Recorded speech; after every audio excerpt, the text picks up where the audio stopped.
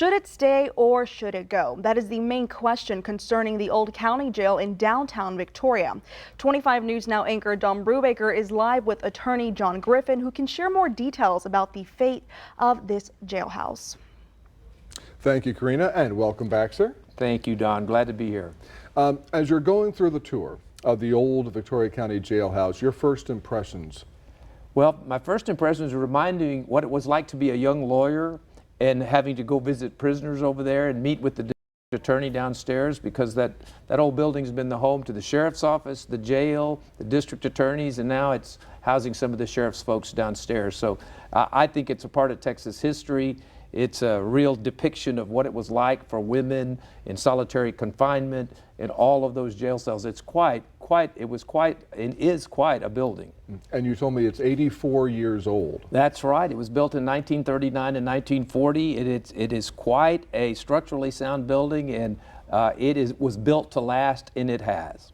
When you came out of the old Victoria County Jail building after that tour, if someone had asked you, okay, are you going to demolish it or refurbish it, what would have been your first instinct to say?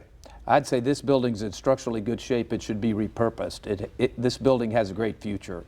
It may be as a museum, it may be as office space, it may be a special event space, but the building is quite strong and structurally very sound.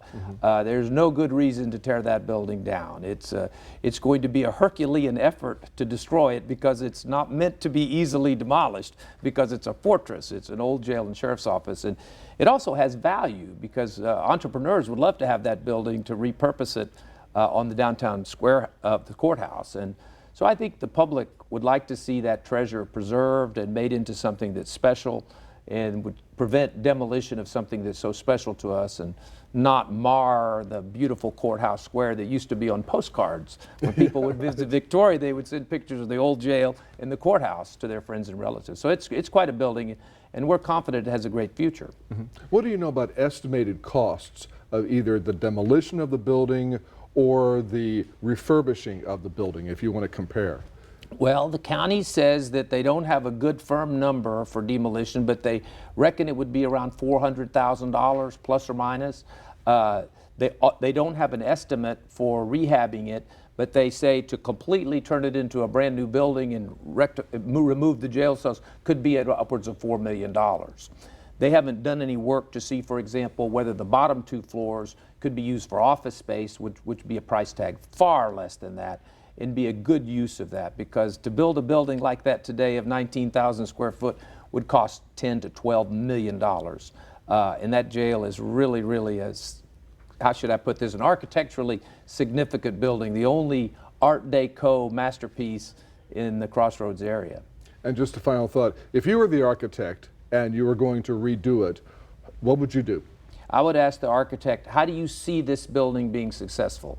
Office space, boutique space, special event space, or a jail museum for kids to come in and have downstairs as offices and the upstairs as a jail. I would ask the architect, what is the highest and best use of this building, and what's it worth?